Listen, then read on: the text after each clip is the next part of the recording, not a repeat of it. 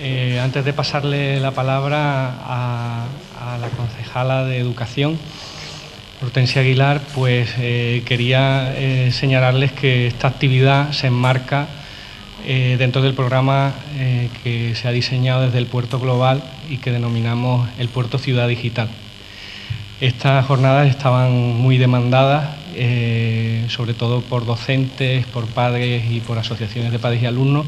Ha sido imposible encajar una hora un poquito más adecuada, de más fácil acceso, pero no obstante las jornadas las vamos a grabar y se van a incorporar a nuestra página web para que cualquiera que necesite consultarlas o verlas pues estén disponibles, ¿no?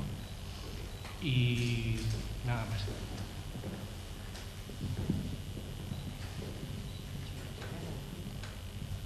Buenas tardes. Bienvenidos. Antes quisiera disculpar la no presencia aquí del alcalde en esta tarde, pero bueno, la verdad es que su agenda no lo ha permitido, por mucho que sí me consta que lo ha procurado. Hoy estamos con José Luis. José Luis Orihuela es un gran experto dentro de las redes sociales en comunicación digital 2.0 y nos va a hacer el esfuerzo, que también me consta que ha sido grande por su parte, de poder departir con nosotros un rato en esta tarde. José Luis es doctor en Ciencias de la Información y profesor en la en la Facultad de Comunicación de la Universidad de Navarra, donde imparte varias asignaturas y cursos de posgrado relacionados con las redes de comunicación y comunicación en sí. Como conferenciante ha desarrollado actividades profesionales en 26 países. Es miembro del Consejo Editorial de Perspectivas de la Comunicación, del Comité Editorial de Comunicación y Sociedad y colaborador en abc.es. Es autor de La Revolución de los Blogs y coautor de varias obras relacionadas con la comunicación digital y audiovisual. Desde 2002 mantiene el blog e-Educación y desde 2007 es un gran usuario y activo de Twitter. La conferencia que nos reúne esta tarde aquí, las redes sociales, en el hogar y en la escuela, aborda un tema de suma actualidad. Cada día miles de personas y entidades se suman a un apasionante mundo de las redes sociales. Hoy son pocas las personas que de verdad pueden vivir de espaldas a este mundo, a este instrumento y perder el contacto, ya no solamente por entrar en contacto con los amigos, que puede ser lo más familiar, sino que poco a poco se ha ido adueñando no solamente de nuestra vida profesional, sino también particular. Sobran más detalles acerca de la importancia de las redes sociales. Para hablarnos de este tema apasionante está aquí el profesor Orihuela. Nos va a comentar también las conclusiones del primer Congreso Iberoamericano sobre redes sociales que tuvo lugar en Madrid y hace muy poquito tiempo. Me gustaría subrayar la apuesta decidida dentro de las nuevas tecnologías que la empresa municipal del Puerto Global organiza y nos da muestra en este acto y que todo el equipo de gobierno del Ayuntamiento tiene en sí. Es imposible ser un municipio moderno, dinámico y desarrollado sin superar la llamada brecha digital. Acuérdese que no hace mucho tiempo pues teníamos los no lectores, eran nuestros, digamos que la parte que no estaba hábil, útil para la sociedad, porque eran personas que, pues carecían de ciertas destrezas. Hoy hemos pasado de no tener no lectores, afortunadamente, a que en realidad los que están fuera de juego son los que no dominan las nuevas tecnologías. Desde la Concejalía de Educación reconocemos especialmente la utilidad de las redes sociales y los vínculos que se pueden ir generando en ellas. Por ejemplo, me van a permitir que le haga una referencia a algo que sí conocen todos los del puerto, que es la oferta educativa. En la oferta educativa, pues ya le comento al profesor, queremos hacer una breve pincelada siempre sobre qué son las redes sociales y contamos con 2 talleres. Uno se llama Navega con Cabeza, que está para primaria, y otro se llama Chateamos a través del 20, que está dirigido a secundaria. Con lo cual también procuramos que nuestros alumnos estén un poquito cubiertos en el sentido de en dónde se están metiendo y los padres tengan una cierta tranquilidad. Yo quisiera también, como no, dar las gracias a quien ha hecho posible este acto, que ha sido Caja de Ahorros Inmaculada, Sadiel, Listo Padel, Hotel Los Cántaros, Diario de Cádiz, Agrupación Alumni Cádiz de la Universidad de Navarra. Y sin más, vamos a escuchar todos, de verdad, a quien hemos venido hoy, al profesor José Luis Orihuela. Bienvenido.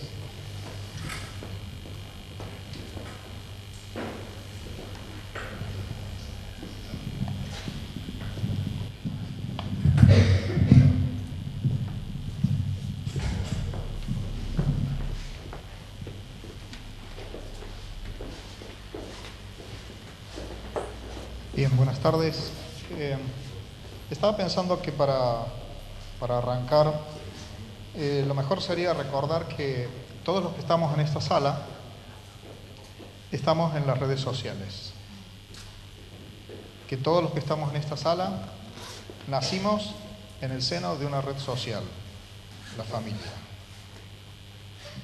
Que a lo largo de nuestra vida nos hemos ido integrando en otras, los amigos, los vecinos, los compañeros del colegio, los compañeros del fútbol, los compañeros de la universidad, los compañeros de trabajo, los compañeros de la actividad deportiva que realicemos. Toda nuestra vida se ha realizado siempre en el entorno de redes sociales. La novedad, lo que está pasando ahora mismo en nuestra cultura y lo que vamos a intentar examinar a lo largo de la tarde, es el modo en el que las tecnologías de la comunicación han afectado a esas actividades que hemos realizado siempre. Vivir, aprender, trabajar, relacionarnos en el ámbito de redes sociales, que están impactadas, que están atravesadas por las tecnologías. Es un proceso muy largo, muy antiguo. Y vamos a intentar esta tarde, pues, repasarlo para tener un marco de referencia que nos permita situar lo que está ocurriendo ahora mismo con una perspectiva un poquito mayor. Voy a examinar por la tarde el impacto de la tecnología sobre las formas y los modos de comunicación. Voy a examinar el modo en el que la tecnología cambia nuestra cultura y cuáles son los rasgos dominantes de la cultura contemporánea en la medida en que están atravesadas y transformadas por las redes sociales. Voy a hablar un poco también de vuestros temores, porque hay un discurso apocalíptico en torno a las redes sociales. Voy a examinarlo. Voy a intentar desmontarlo y voy a terminar con una propuesta de decálogo, unas pistas o unas pautas sobre el modo en el que podemos gestionar eficazmente las redes sociales tanto en el ámbito del hogar como en el ámbito educativo. Este acento tan sexy que escuchan es porque nací en Argentina, en Córdoba. Si no, la gente en vez de estar atento a lo que digo está viendo si este tipo es cubano, venezolano, colombiano, canario. Entonces nací en Córdoba, con lo cual tampoco es el acento porteño de yo soy de Buenos Aires, ese acento tampoco lo tengo, es de Córdoba. Córdoba de la Nueva Andalucía, fue fundada por andaluces, mi ciudad, y llevo 23 años viviendo y trabajando en Pamplona, en la Universidad de Navarra. Bien. Vamos a ver si esto está operativo y si no, trabajamos con esto.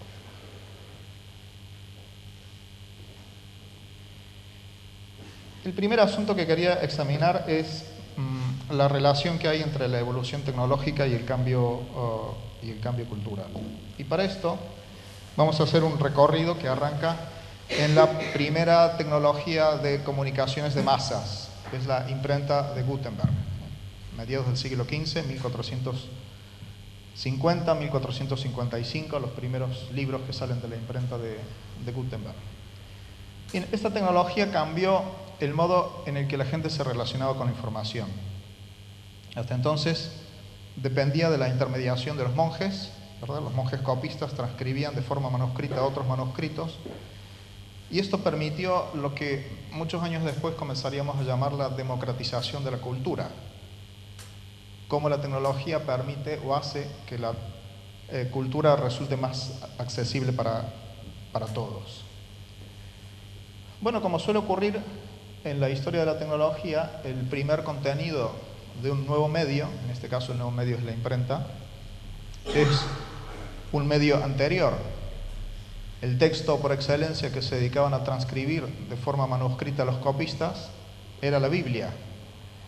Y el primer libro que salió de la imprenta de Gutenberg, como sabéis, es la Biblia de Gutenberg, en la que curiosamente se imitaba la caligrafía de los monjes, con lo cual la primera tipografía es lo que después hemos llamado la letra gótica.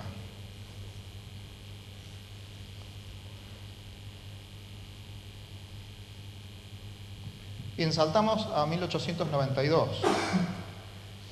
Yo no sé si se han puesto a pensar que hablamos de teléfonos fijos, es decir, del teléfono que está conectado físicamente a una red, solamente después de que hemos tenido teléfonos móviles. Porque los teléfonos cuando nacieron, por definición, eran fijos. ¿Qué van a hacer? Siempre las nuevas tecnologías nos obligan a redefinir a las anteriores.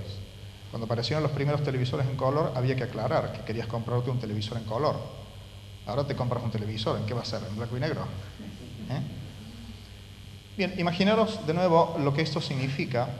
Esta tecnología, una de las cosas que hace es transformar el concepto del espacio.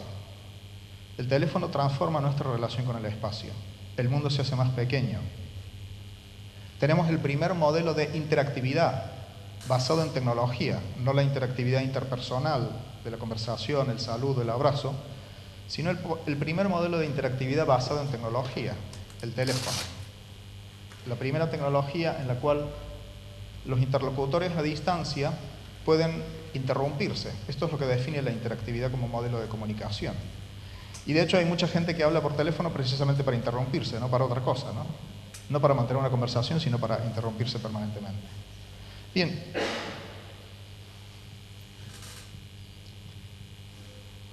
El primer ordenador.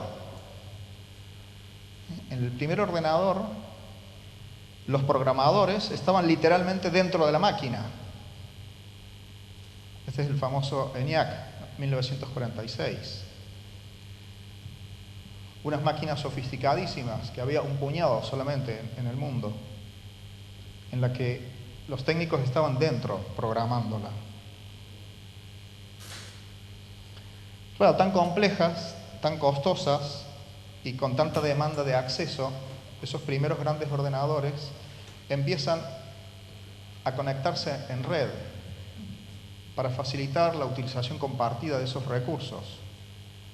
Los primeros nodos de lo que después llamaríamos la red Internet, estos primeros 4 nodos se articulan en diciembre de 1969. Se llamaba todavía ARPA Network. Aquí conectamos las dos últimas tecnologías. Esos ordenadores gigantescos, gracias a la existencia de la telefonía, pueden dialogar entre sí. Ese es el concepto original de la red Internet. Un protocolo que permite que las máquinas se entiendan entre sí gracias a una infraestructura de telecomunicación que fueron inicialmente las líneas telefónicas. Fijaros el primer móvil comercial. Pensad si tuvierais que llevar este móvil en el bolso, las chicas, ¿no? O en el bolsillo del pantalón, los chicos. Pero de nuevo esto cambió nuestra relación con la comunicación pública. Ya no era necesario acercarse al puesto en el que físicamente estaba un teléfono público o un teléfono en un hogar, sino que era posible comunicarnos en cualquier parte, con cualquier parte del mundo. Esto transformó el modo en el que la gente organizaba el trabajo, organizaba las citas, organizaba los grupos. Lo cambió todo. La movilidad, que es uno de los elementos más importantes de la cultura contemporánea, porque está asociado a la tecnología que les acabo de mostrar, a la red de Internet. Si le estamos asociando los móviles a la red que les acabo de mostrar antes. Ya no es solamente la movilidad de la conversación telefónica, sino que nuestros móviles se han convertido en superordenadores que están conectados a la red de Internet, que nos permiten sacar fotos, hacer vídeo, escribir texto, incluso hablar por teléfono.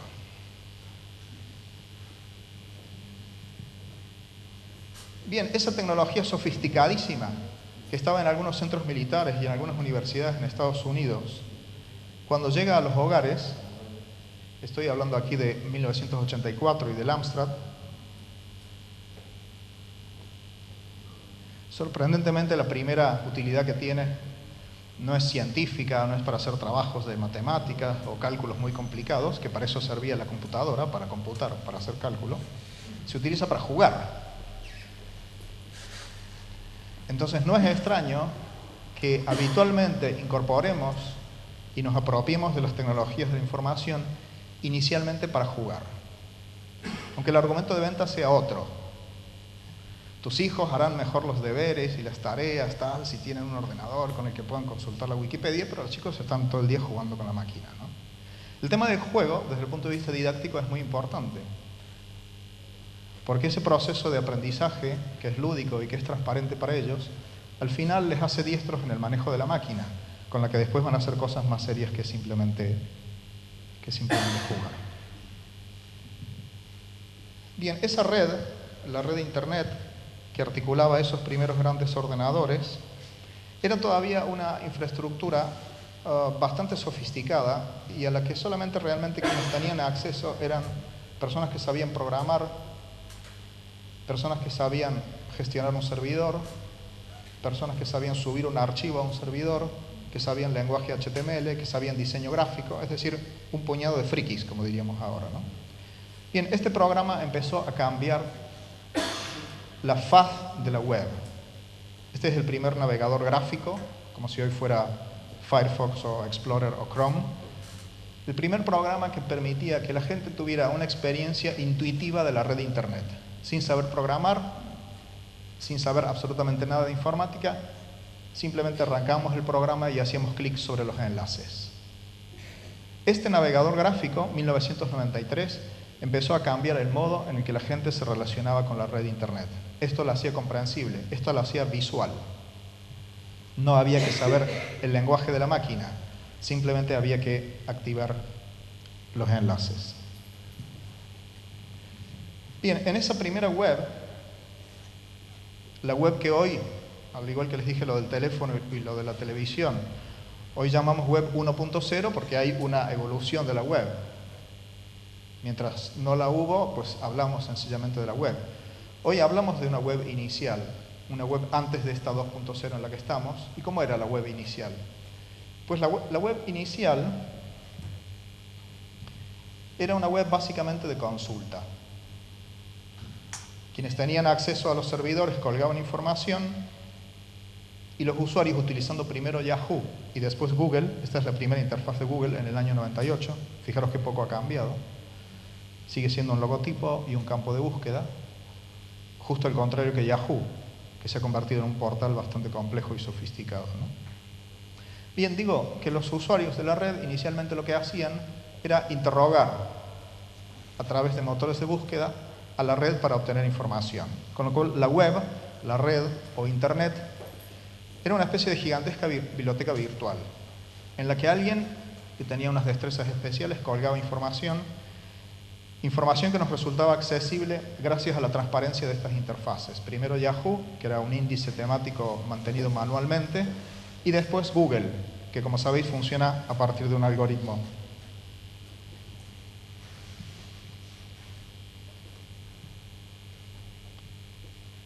Bien, todas las tecnologías de la información son por definición tecnologías cognitivas.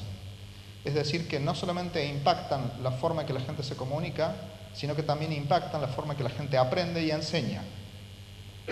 Uno de los primeros resultados, o uno de los primeros impactos en términos, digamos así, cognitivos de esta evolución que les estoy mostrando en grandes rasgos, fue la Wikipedia. La Wikipedia es una transformación cultural espectacular en el modo en el que se gestiona, en el que se produce y en el que se accede a la información. Antes de la Wikipedia lo que teníamos era la Enciclopedia Británica. Entonces, conocimiento jerarquizado, conocimiento con autores expertos, conocimiento encuadernado, dispuesto en una pared del salón, ocupando prácticamente todo un lateral del salón, ¿no? Ejemplares que lógicamente no se podían actualizar, había que ir agregando suplementos, con lo cual tenías que tener una pared bastante grande, ejemplares sobre los que se iba acumulando polvo, y que si uno estaba trabajando, pues levantarse ir a la biblioteca de casa o de la universidad o de la escuela, buscar aquel tomo, no sé qué, pues esto es una transformación en el sentido de que es una enciclopedia que no tiene autores identificados, que está construida de manera colaborativa, distribuida, que está actualizada en tiempo real, ¿verdad? Se produce un accidente, una revolución, una catástrofe, y tenemos en muy pocos minutos generada ya la página de la Wikipedia, y que crece y que se alimenta en tiempo real con contribuciones de todas partes. No hay que levantarse a ninguna biblioteca a buscarla, está simplemente a un clic del ratón. Bien, incorporar de modo eficaz, cosa que no hemos sabido hacer todavía en el sistema educativo, incorporar de modo eficaz la Wikipedia como una herramienta de trabajo es una de las deudas que todavía tenemos en el sistema educativo, más de parte de los profesores que de parte de los estudiantes. Bien, si vieron La Red Social, la película La Red Social, reconocen esta que fue la primera interfaz que tuvo Facebook.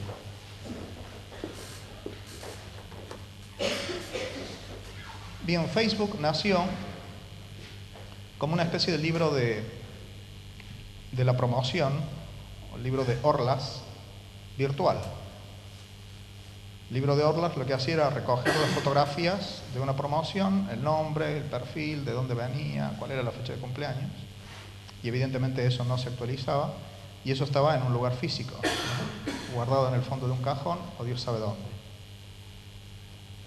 Esta que es la primera red social, digamos así, de propósito general, porque antes había redes sociales orientadas más bien profesionalmente, lo que permitía era que cada una de las personas que formaba parte de una promoción, porque esto nació en el ámbito de las universidades, actualizara él mismo su perfil, diera la información acerca de si se había casado, si se había mudado, subiera sus fotografías, cambiara su estado y lo compartiera con la comunidad de referencia que le interesara, sus compañeros de estudio, sus vecinos, sus amigos, etc. Bien, esto que ya es más próximo a vuestra experiencia, de nuevo supone un cambio en el modo en el que se gestionan las relaciones sociales, el modo en el que la tecnología nos ayuda a transformar el espacio y el tiempo de nuestras relaciones. Así como decíamos que el teléfono transformaba el espacio, modificaba el modo en que la gente se relacionaba porque ya no dependía de dónde estaba físicamente, pues con las redes basadas en esa tecnología, en la del teléfono, en la de internet y en la de los ordenadores, ocurre esto de nuevo pero magnificado. Se disuelven las fronteras de espacio-temporales. Sé lo que están haciendo mis amigos o mis colegas en Japón ahora mismo, sé lo que están haciendo mis antiguos alumnos en Chile, en Argentina, en Colombia, sé lo que están haciendo mis alumnos en Pamplona, mis colegas. Con independencia del sitio en el que están, estoy recibiendo esa información en tiempo real y estoy compartiendo mi vida con ellos también en tiempo real.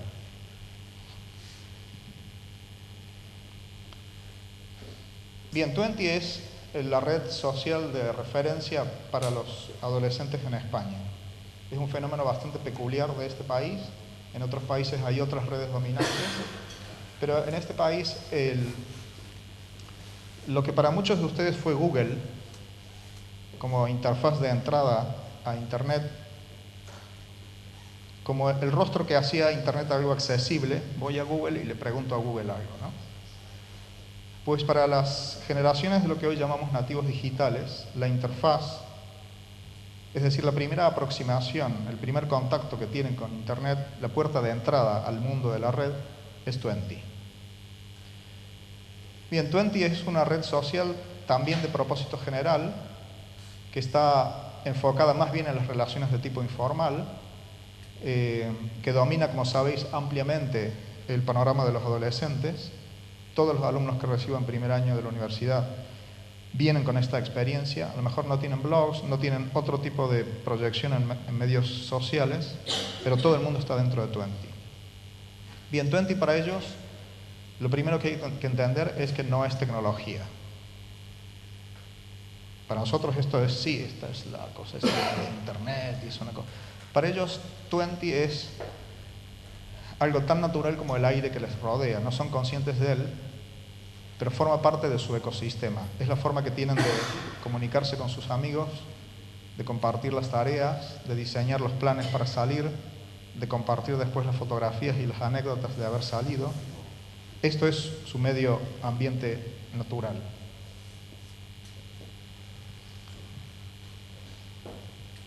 Bien, fijaros cómo se van acumulando las tecnologías que he mostrado hasta ahora. Porque en un dispositivo de lo que ahora llamamos smartphones, teléfonos inteligentes, que en el futuro llamaremos sencillamente teléfonos, un teléfono será por definición móvil, que me vas a vender un teléfono con un cable, y será por definición inteligente. Es decir, pasado mañana sería incomprensible que alguien pretenda venderte un teléfono que no tenga acceso a Internet. ¿Para qué me sirve entonces? Entonces, fijaros cómo una tecnología como la de los teléfonos inteligentes, los BlackBerry que se están popularizando también entre los jóvenes, o los iPhones, empiezan a recoger todas esas tecnologías anteriores. Cambian de nuevo nuestra forma de relacionarnos, porque del mismo modo que les dije, Mosaic contribuyó a darle un aspecto visual e interactivo a la web, pues de nuevo, esta tecnología lo que hace, suprimiendo el teclado y suprimiendo el ratón, es hacerte olvidar que lo que tienes en la mano es un ordenador y que tiene un tipo de interfaz táctil que se aproxima mucho más a la experiencia cotidiana de manejar objetos. Y llegamos a esto, a una máquina que es un libro que se escribe. Esto es un iPad. Aquí está el primer libro de Gutenberg, literalmente accesible porque está digitalizado en la British Library y lo podemos consultar online. Aquí está una máquina que es un teléfono. Aquí está en el sentido de que puedo hacer comunicaciones, por ejemplo, basadas en la red Internet, por Skype. Puedo comunicarme con cualquier teléfono del mundo desde un iPad. Es una máquina de escribir y sobre todo es una máquina social. El iPad no solamente ha transformado nuestra relación con la información, sino que está transformando lo que entendemos que es un libro, lo que entendemos que es una revista, lo que entendemos que es un periódico. Porque un iPad convierte un libro en un objeto social. Yo, si estoy leyendo un libro en red, con un dispositivo de este tipo, podría, por ejemplo, compartir mis notas de lectura con otros lectores que están leyendo simultáneamente el mismo texto. El libro, como objeto, se convierte en una máquina social.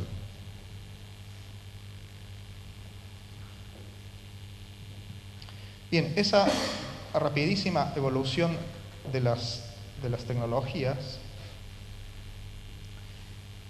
lo que nos muestra es que en toda la historia, desde mediados del siglo XV hasta antes de ayer, hemos tenido transformaciones revolucionarias que han cambiado los modos en los cuales hemos entendido nuestra relación con la información y nuestra relación con las personas.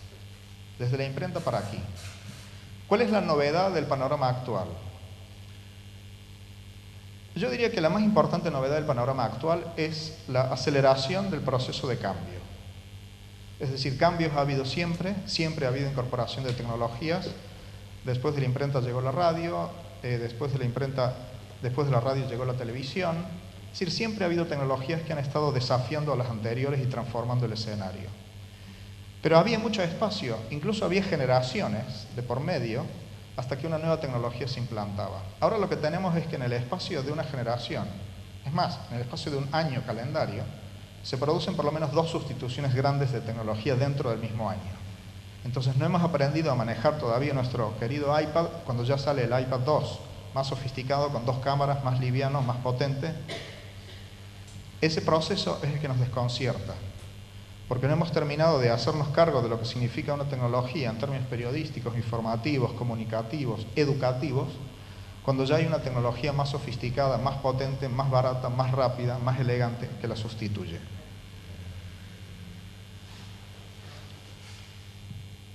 Bien, para decirlo en tres diapositivas, lo que está pasando ahora mismo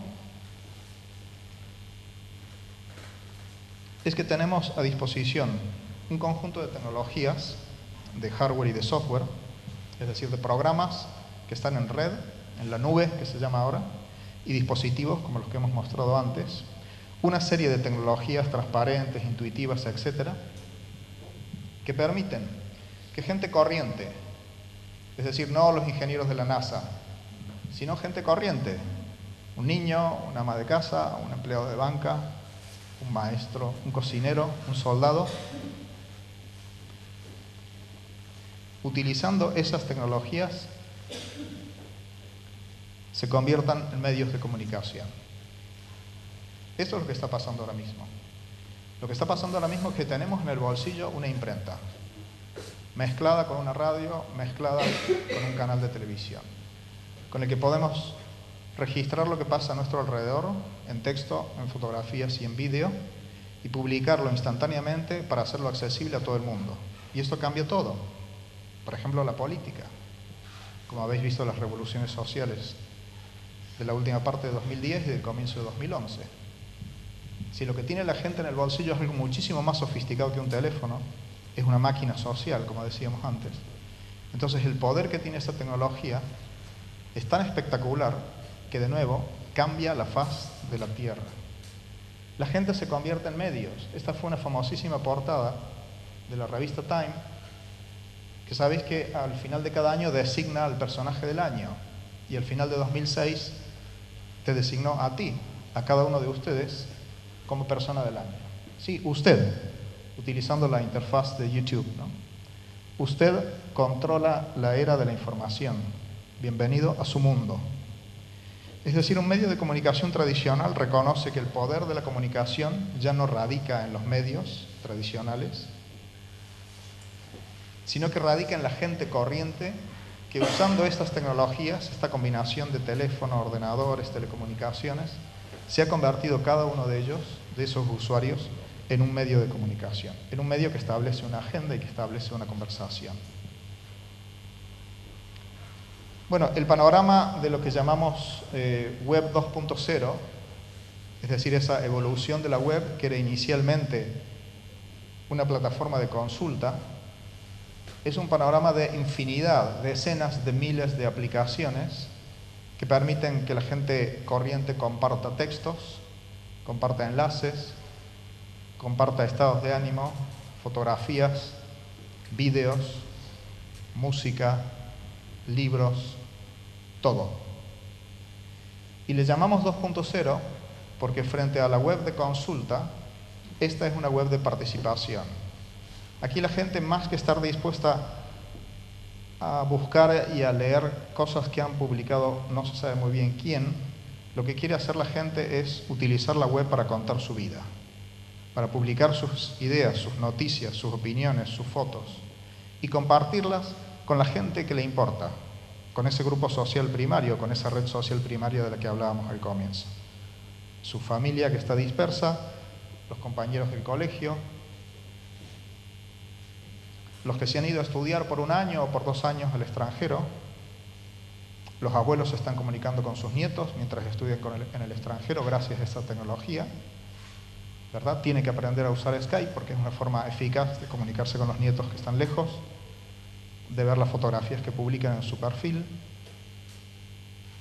Es decir, de nuevo, esa combinación de tecnologías lo que ha hecho es que nuestra red social primaria ya no está determinada por nuestra posición física o geográfica, sino solamente por nuestros intereses.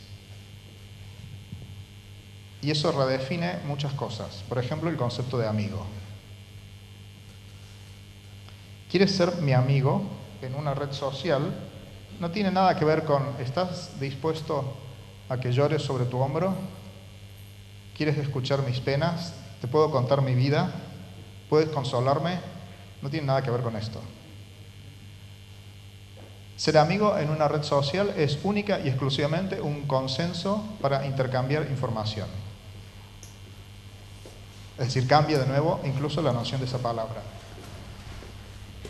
Aceptar a una persona como amigo significa estar dispuesto a intercambiar información con esa persona, que cuando suba fotos pueda verlas, que cuando cambie mi estado pueda verlo, etc.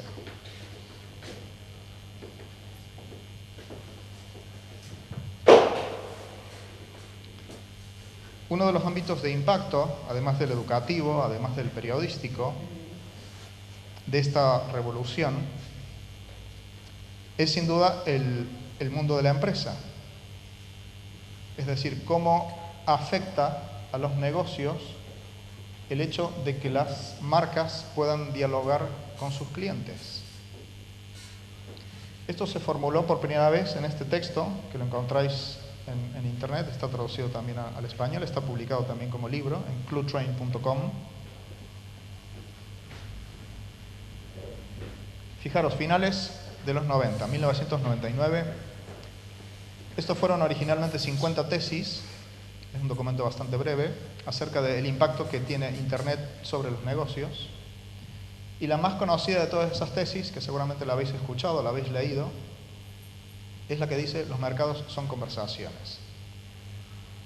Bien, algo bastante evidente para cualquier persona que tenga experiencia en un mercado en el mundo físico. Un mercado sabemos que es una conversación, en la cual, bueno, te acercas a la señora de la pescadería y le preguntas: ¿este pescado está fresco? Y siempre está fresco, nunca te dice que lleva un mes ahí, ¿no? ¿Y cómo lo puedo cocinar? Esto lo pones un poquito con ajo y no sé qué. Es decir, sabíamos, y en algunos países, incluso si no se produce la conversación, es una ofensa. Hay países en los que tienes que regatear, porque de lo contrario es ofensivo, ¿no? Entonces, por supuesto que sabíamos que los mercados son conversaciones, pero ¿qué es lo que significa en el contexto de Internet? Porque estas tecnologías, hemos dicho que tienen la propiedad de facilitar la interacción de los grupos. Y los grupos hablan no solamente de lo que les pasa, sino de lo que desean. Cuando nos reunimos con nuestros amigos, hablamos de las cosas que deseamos. El coche que me quisiera comprar, el bolso que me tienta en el escaparate de esa tienda, los zapatos que le he visto a tal actriz en tal película, el móvil que me quisiera comprar. Estamos hablando de lo que deseamos, y eso lógicamente interesa a las empresas e impacta a las empresas. Les voy a contar esta historia, es una historia real, para que veáis qué es lo que significa que los mercados sean conversaciones en el entorno de Internet. Porque esto de nuevo cambia absolutamente las relaciones de las empresas y de las instituciones con los ciudadanos. Habéis visto lo que pasó en las elecciones del presidente, en la elección del presidente Obama, ¿verdad? Es decir, hasta qué punto el apoyo en redes sociales generó un tipo de campaña totalmente diferente, permitió una forma de recaudación de fondos completamente diferente a la que se había realizado hasta ahora, y está cambiando la forma de hacer política en Estados Unidos. Bien, Abel es un ingeniero catalán que estaba un buen día discutiendo con su novia acerca de si los paquetes de pasta de estos de fideos de sopa de letras, ¿no?, de pastas gallo, contenían o no contenían todas las letras del alfabeto. Frikis ya se ve que eran, ¿no? Bien, uno decía que sí, que obviamente estaban todas las letras, otro decía que no, que sospechaba que faltaban letras. Con lo cual fueron a la despensa, abrieron un paquete, hicieron un cuidadoso recuento, es que uno se los puede imaginar ahí, esto está no sé qué.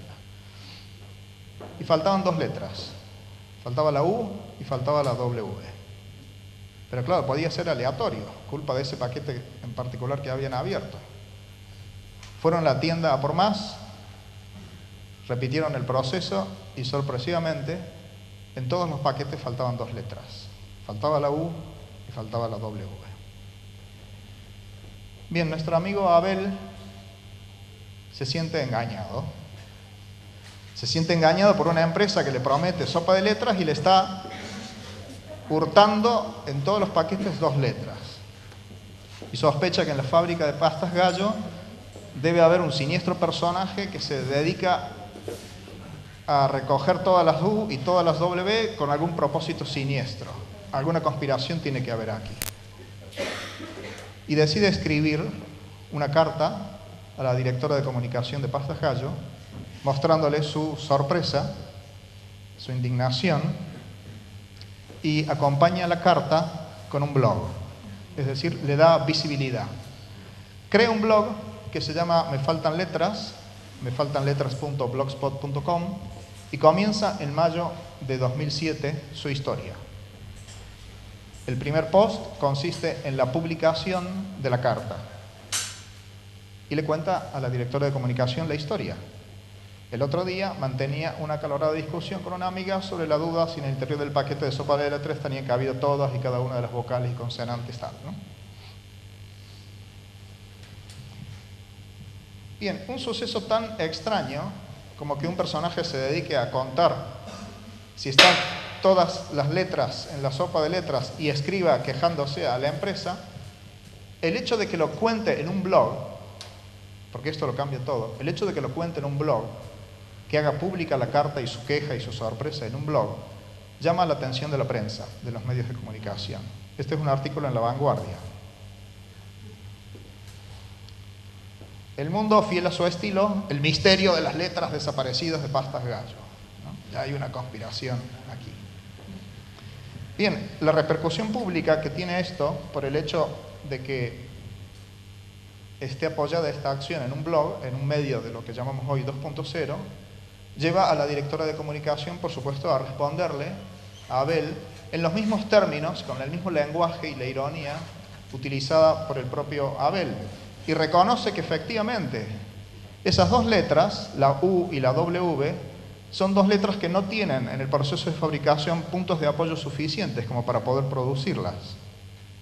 Pero le dice, no hay ninguna conspiración, no hay ningún personaje que esté secuestrando las letras. Te invito a visitar la fábrica para que lo compruebes. ¿Qué es lo que tenemos hasta aquí? Tenemos a una empresa, decíamos los mercados son conversaciones, tenemos una empresa que escucha. Una empresa que escucha porque hay un cliente que está hablando en público. No se está quejando en la barra del bar diciendo, oye, tal, lo que me pasa, me faltan letras. Lo está diciendo públicamente. Y esto lo cambia todo. Una empresa que escucha, una empresa que responde, una empresa que intenta compensar. Te invito a que visites las instalaciones y te envío, y está la fotografía, te envío un kit de Pastas Gallo para compensarte. Con lo cual tendríamos un maravilloso ejemplo de conversación, de mercados como conversaciones en el terreno de Internet. Porque hay un cliente que se queja, hay una empresa que escucha, hay una empresa que se explica, hay una empresa que compensa y diríamos una historia de final feliz. Pues no. Todo esto está muy bien, pero a Abel le siguen faltando letras. Con lo cual él sigue adelante con su campaña y sigue adelante con su blog. O sea, tú me puedes invitar a la fábrica, me puedes mandar cosas de regalo, pero tu producto no ha cambiado. Sigue habiendo un fallo.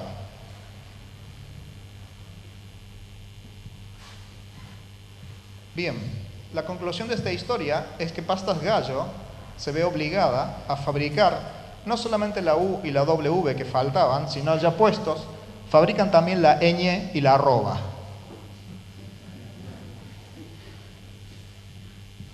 Entonces ahí vemos otro elemento importante en esta historia y es cómo la empresa es capaz de establecer un diálogo en la misma clave de comunicación que está formulada por su interlocutor. Esta historia que empezó en mayo de 2007 termina casi a finales de año, en noviembre. El último post de Abel es una fotografía en la que reproduce el título de su blog, Ya no me faltan letras, en un texto para el que no necesita ninguna de las dos letras que estaba reclamando.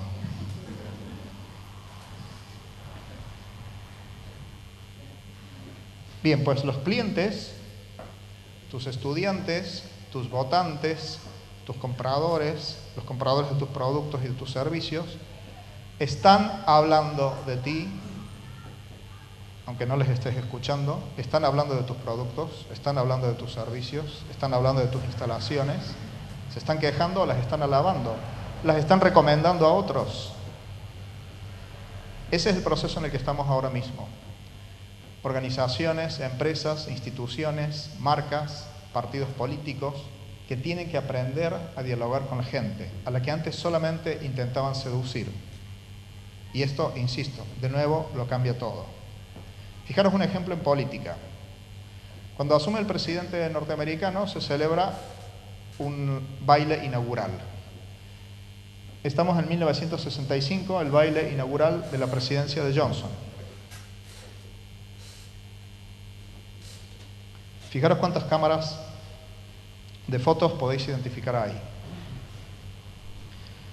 Bueno, hay una que es fácil porque está recuadrada en rojo, ¿no? Esa no tiene mayor problema. Suponemos que el flash del ángulo superior derecho puede ser el flash de una cámara de fotos o de una cámara de vídeo. Supongamos que sea foto. Y por supuesto, la cámara que está tomando la fotografía que estamos viendo. 1965. Vamos a uno de los 11 bailes inaugurales de Obama. Entonces, para mí, esta es la fotografía de nuestro tiempo. Esta es la foto que nos dice qué es lo que está pasando con nuestra cultura, con la comunicación y con la tecnología. Aquí lo que tenemos, como lo tenemos en cada catástrofe, en cada atentado, en cada terremoto, en cada manifestación, es a los testigos, a las víctimas, a la gente que está allí, que tiene en su bolsillo un equipo de comunicación sofisticado. No es solamente una cámara fotográfica, su móvil, es también una cámara de vídeo. Y también es la herramienta que le permite publicarlo en tiempo real. Es decir, compartir esto de lo que está siendo testigo en tiempo real, subiéndolo en ese momento a la red, las fotografías o el vídeo que está haciendo. Pero no es el fotógrafo oficial, es cada una de las personas que estaba allí. Estas personas que les decía antes que se han convertido en medios de comunicación. Estas personas son las que están contando y las que están transformando la historia. Se ve muy claramente en las revoluciones estas sociales de norte de África. Y esto, insisto, lo cambia todo, porque ese dispositivo que tenemos en el bolsillo es una poderosísima herramienta de comunicación social. Es una máquina de fotos, es una máquina de vídeo y una máquina de escribir, pero que está conectada al mundo.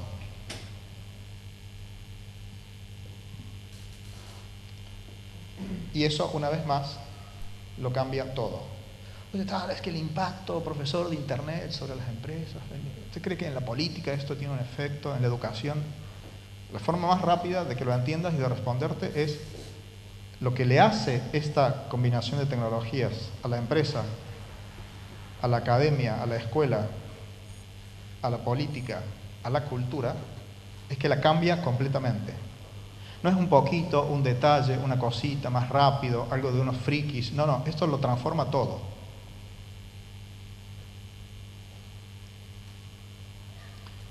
Bien, tradicionalmente lo que ha ocurrido es que cuando la sociedad ha adoptado una tecnología, no cuando la industria se la intenta vender, que siempre se la intenta vender revestida de promesa.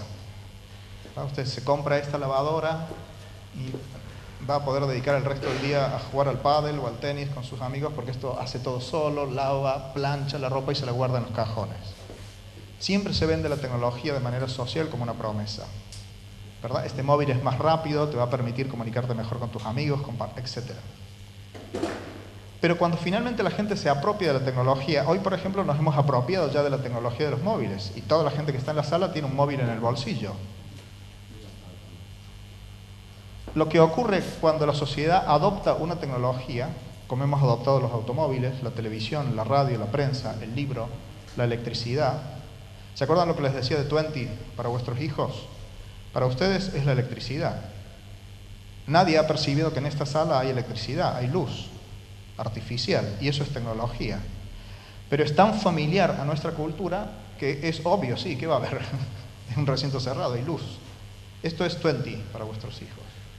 Entonces digo, cuando la sociedad se apropia de una tecnología, cuando la adopta de forma más o menos masiva, lo que ocurre, lo más importante que ocurre, es que se transforma la cultura.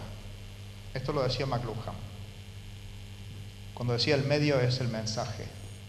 ¿Cuál es el mensaje? El mensaje es lo que te está diciendo la sociedad acerca de sí misma cuando adopta una tecnología. El ferrocarril, el automóvil, el avión, el aire acondicionado, las cámaras de fotos, los móviles, Internet. Con lo cual, lo que voy a intentar ahora es perfilar cuáles son los rasgos de esa cultura? Es decir, ¿cuál es el mensaje que nos estamos dando a nosotros mismos cuando adoptamos las tecnologías de las que estoy hablando? ¿Cuál es esa cultura emergente? ¿Cuáles son los valores de la cultura de vuestros hijos? De vuestros alumnos, de vuestros votantes, de vuestros clientes, de lo que llamamos de forma un poquito apresurada los nativos digitales. Algunos rasgos de esa cultura. Bien, el primer rasgo me parece que es su carácter personal. Es decir, acabamos un ciclo de masas, ¿no? Medios de masas, y aquí estamos hablando de medios personales. You, decía la revista Time, ¿no? Tú te has convertido en un medio.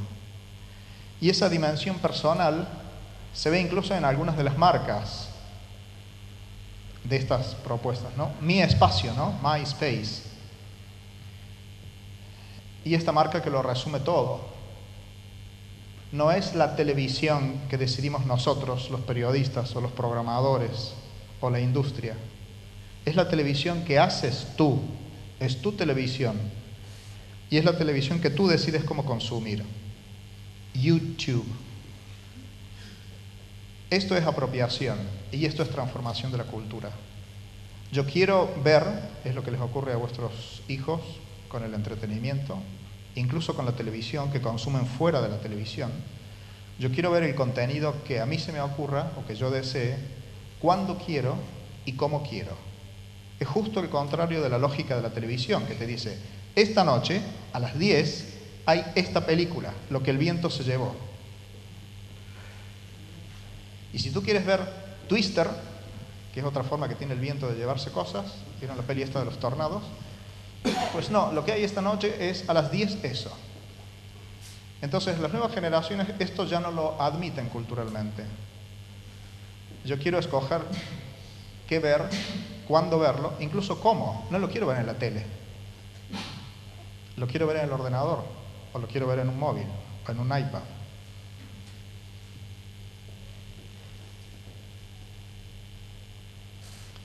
Bien, ¿qué es lo que están haciendo todo el día en la red, dentro de Twenty, todo el día con el móvil, ahí, taca, taca, taca, taca? ¿Qué es lo que están haciendo?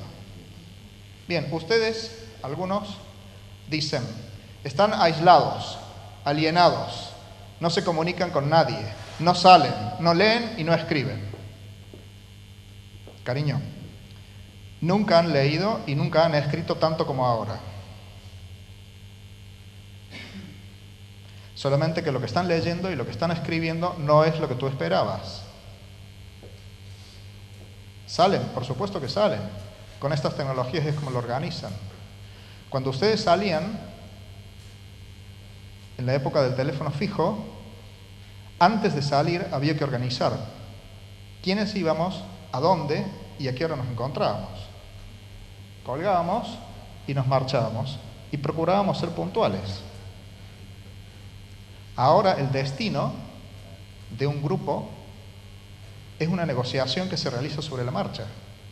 Los chicos salen de casa y cuando le preguntas a dónde vas y te dicen que no lo saben, es que realmente no lo saben, porque el destino se negocia. Inicialmente era, vamos a ver una película y luego vamos a coger unas pizzas que vamos a llevar a casa de no sé quién. Pero durante el trayecto, esta negociación en Twenty, los móviles y tal, convirtieron el plan en algo totalmente diferente y terminamos cantando karaoke Dios sabe dónde. Antes, después de la fiesta, los que habían tenido menos suerte llegaban a su casa y se acostaban a dormir. Ahora, cuando llegan a casa, está todavía el 25% de la fiesta, que es comentar en Twenty la jugada con los amigos. Y parece que sin ese cierre no hubiera sido completa la noche. Hasta ese punto ha cambiado. Con lo cual, lo que están haciendo todo el día no es estar aislados, ni alienados, ni Dios sabe qué, sino lo que están haciendo es todo el tiempo conversando. En un sentido amplio de la palabra, ¿verdad?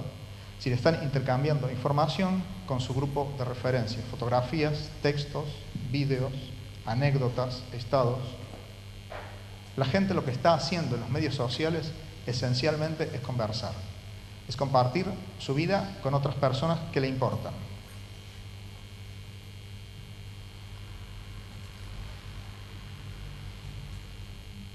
Y en todas las redes sociales, volviendo al comienzo que les decía, todos estamos en redes sociales, todas las redes sociales y también las redes sociales online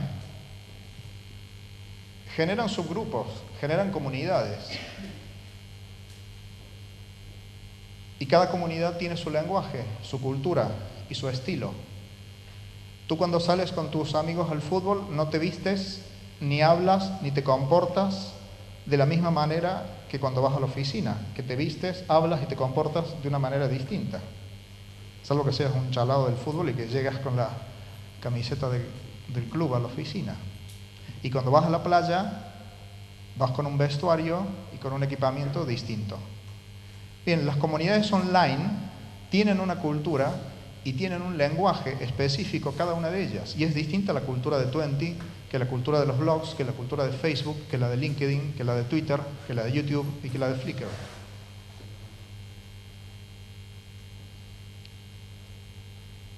Imaginaros que intentáramos meternos en este desfile de frikis de Star Wars disfrazados de Batman. Bien, esa comunidad lo percibiría como una agresión. Sí, una broma, pero es una broma muy fuera de lugar. O sea, es ofensivo. Entonces, cuando desde nuestra cultura 1.0 o 0,5 intentamos proyectar nuestra autoridad sobre estos entornos, estamos operando como si estuviéramos disfrazados de Batman. Cuando la empresa, el político, la escuela, el padre o el profesor se mete a lo bestia en estas comunidades para proyectar su cultura 1.0 o 0,5, es percibida como una agresión. Tenemos que aprender cuál es el lenguaje y cuál es la cultura de esta comunidad para meternos dentro de ella y dialogar. De lo contrario, se percibe como una agresión. Por eso a los chavales, a los chicos, no les mola ser amigos de sus padres o de sus profesores en entornos de este tipo, porque son frikis de Star Wars pretendiendo ser amigos de Batman. Bien, como lo vemos por la dimensión política de los que llamamos cibermovimientos sociales, la gente joven no le basta con esa vida virtual de relación, sino que quiere y siente el poder que tiene la capacidad de transformar la realidad. Quiere hacer cosas hacia afuera. Esto fue lo que aprovechó Obama en la campaña. Obama se dio cuenta de que si solamente conseguía apoyos virtuales, I like it, o me pongo un badge en mi sitio, no transformaba nada. Que lo que tenía que hacer era proyectar las adhesiones virtuales en el mundo físico. Me parece estupendo que tú digas I like it, pero necesito que hagas un llamado telefónico, que visites a un vecino, que vayas a un acto, o sobre todo que dones dinero, que son cosas bastante concretas, ¿no? Es decir, hay una intención fuerte, y hay que aprovechar en el ámbito educativo, de participación. La gente quiere hacer cosas utilizando esa tecnología. Quiere cambiar las cosas, quiere participar, quiere expresarse, quiere organizarse. Bien, frente a la cultura de la Enciclopedia Británica, jerárquica, ordenada, donde hay un comienzo, un medio, un final, hay autoridades, hay límites, hay organización, toda la cultura 2.0 es una cultura caótica. Caótica incluso en el sentido físico de la palabra. Tiene un orden, pero ese orden no es evidente o no es aparente. Hay un orden interno. Todas estas comunidades tienen un fuerte orden interno. Pero desde fuera, desde la cultura 1.0 o 0,5, se los ve esto como caótico. Bueno, pero esto ¿quién lo dice? ¿Quién lo organiza? ¿Dónde comienza? ¿Dónde termina? ¿Cuánto tiempo va a estar aquí? ¿Quién lo puso? Ellos están aprendiendo a vivir en un entorno que en realidad no es que esté desordenado, sino que está autoordenado. está ordenado desde dentro. Esto es lo que se llaman autoorganizaciones. Está ordenado, pero no está ordenado desde un principio externo. Fijaros las revoluciones en el norte de África. No hay líderes que estén diciendo vamos aquí o vamos allá. Se están organizando de manera interna, utilizando una tecnología que es puramente capilar y permite organizaciones que se ordenan desde dentro. ¿Qué más?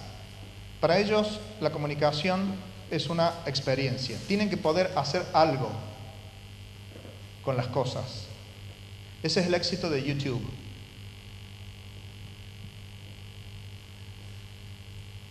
Frente a la estrategia de la televisión, que es vengan aquí y vean mi programa a la hora que yo les digo, la estrategia de YouTube era ofrecerte una aplicación, un servicio que te permitiera coger el código de cada clip y llevártelo a tu sitio. Justo al revés.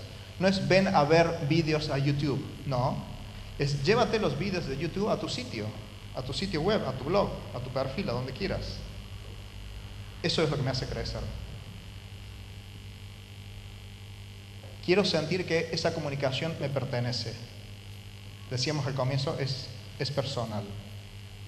Tengo que poder hacer algo con ella que sea algo diferente de simplemente leerla, simplemente escucharla o simplemente reproducirla, que es otro asunto que todavía no acabamos de procesar en los ámbitos educativos. Bien, esta es la tendencia más importante ahora mismo.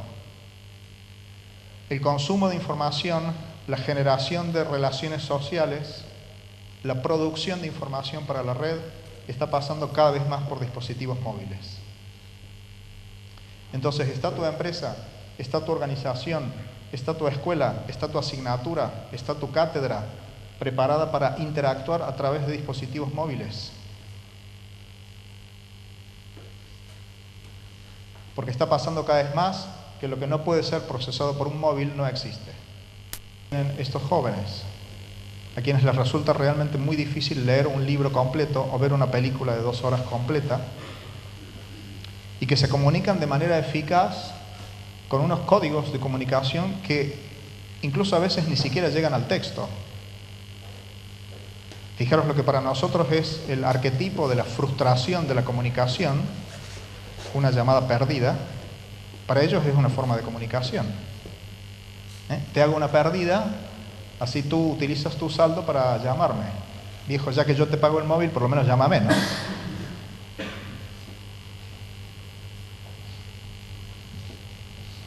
Bien, la temporalidad, junto a la dimensión espacial, que ya hemos analizado varias veces,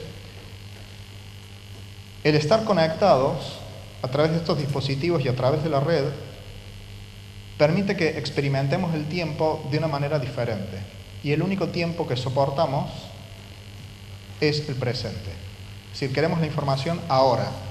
Queremos saber lo que está pasando ahora en Japón, no lo que pasó ayer y lo que sabían en el telediario de ayer, o lo que cuenta el periódico de esta mañana que fue escrito ayer a las 11 de la noche. La comunicación es ahora, actualización, tiempo real. ¿Qué está pasando ahora? What's happening? Esa es la pregunta de Twitter. El presente continuo como referencia temporal. Bien, y el último rasgo, antes del decálogo, es el carácter pasional que tiene la comunicación. Porque tú al final te pones a leer por ahí un blog de gastronomía, o de fotografía, o de arte, o de cine, o de televisión, o a ver las fotografías que publica alguien en su cuenta de Flickr, o los vídeos artísticos que cuelga en YouTube, y te preguntas por qué. ¿Por qué hace esto? ¿Por qué dedica tantísima energía, tanto tiempo de su vida a publicar estos contenidos en la red? Que son cada vez más importantes y cada vez más numerosos. Es lo que llamamos la venganza de los amateurs. Y en el fondo es la misma razón por la cual una persona antes de Internet pasaba horas en una habitación en su casa intentando meter un barquito dentro de una botella de cristal, o armando una montañita y unos túneles por los que pasa un trenecito, y dedicaba las mejores horas de sus noches ahí. ¿Y por qué lo hacía? Seguramente porque si no lo hacía se volvería loco. Ahora tenemos una posibilidad, las personas que tienen ese talento para crear con imágenes, fotografía, hacer vídeo, hacer música, escribir poesía o contar su pasión por la gastronomía, por la pintura, por la arquitectura o por lo que fuera. Tenemos la posibilidad de hacerlo públicamente y lo estamos haciendo.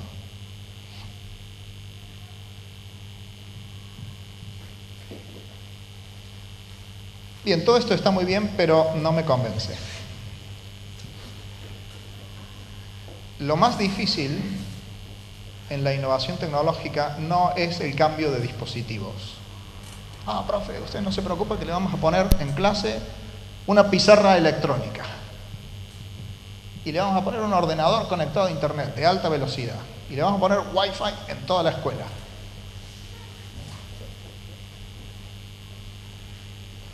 Si no le enseñáis a ese profe a enseñar de una manera diferente usando esa tecnología, no le estáis ayudando para nada.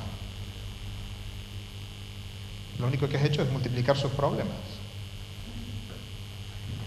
Entonces digo, lo más complicado en la innovación tecnológica no es cambiar de dispositivo.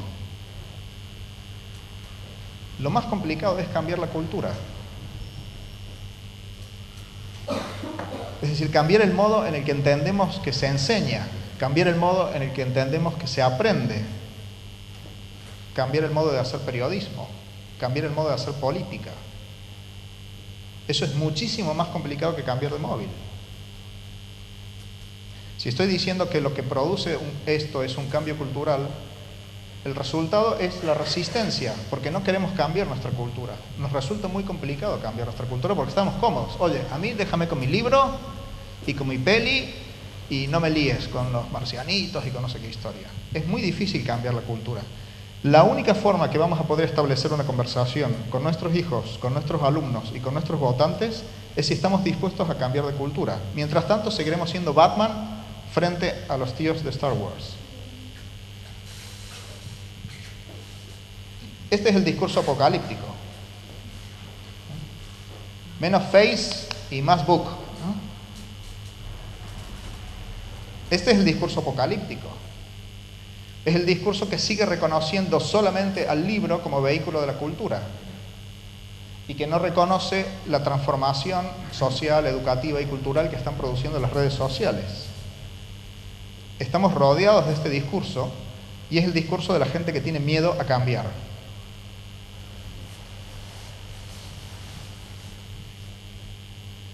Hay una experiencia extraordinaria, los profesores la podéis, bueno, profesores o cualquiera que esté interesado, la podéis descargar de internet, que es, en lugar de luchar contra Facebook, decir, oye, estoy intentando dar clase y los alumnos están compartiendo cosas en Facebook, es llevar la clase a Facebook.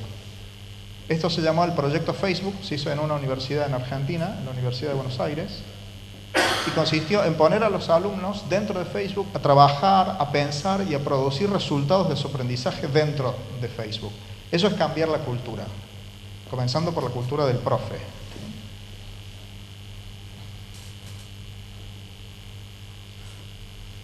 Esta es mi síntesis sobre los apocalípticos.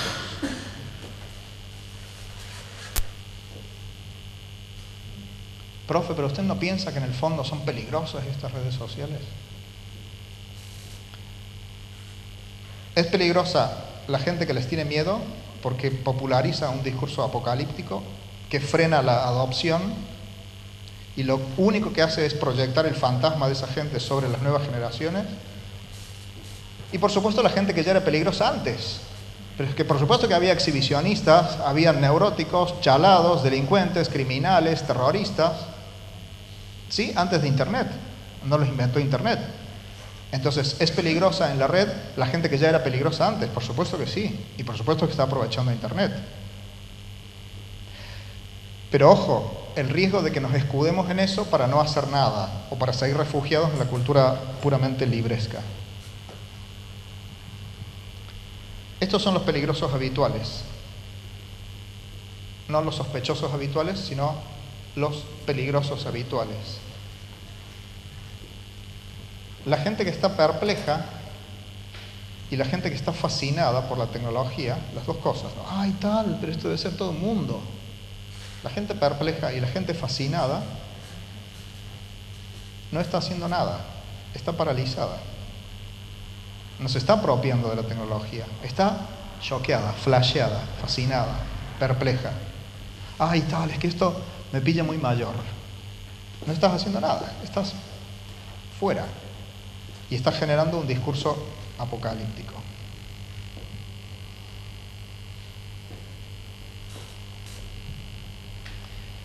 Bien, a esa gente yo le digo lo siguiente.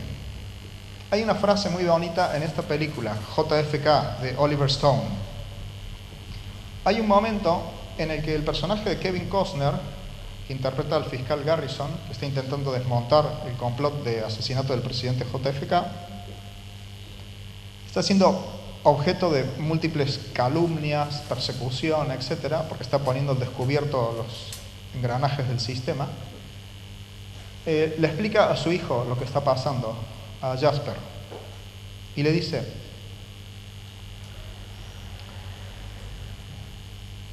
tener miedo de vez en cuando está bien. Yo a veces tengo miedo, le dice a su padre.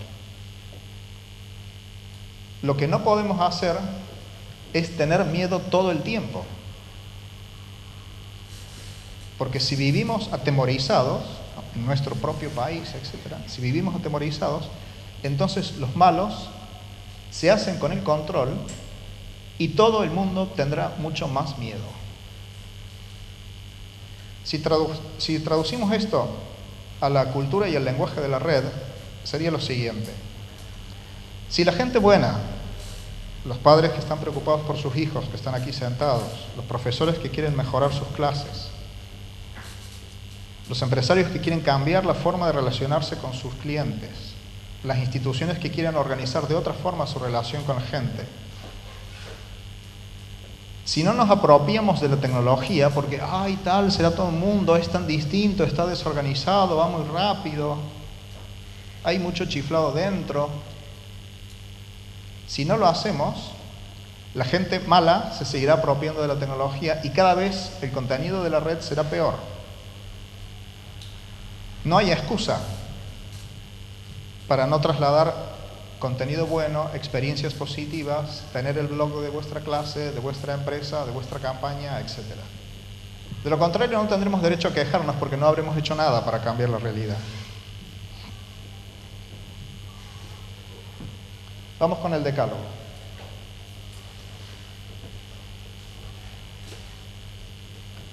Conoció a su asesino a través de internet. Dijo como si lo hubiera conocido en un museo o por teléfono.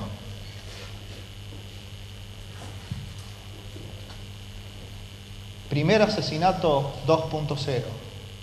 Este es el discurso apocalíptico. Este es el discurso catastrofista. Este es el discurso que es incapaz de entender qué es lo que significa una tecnología.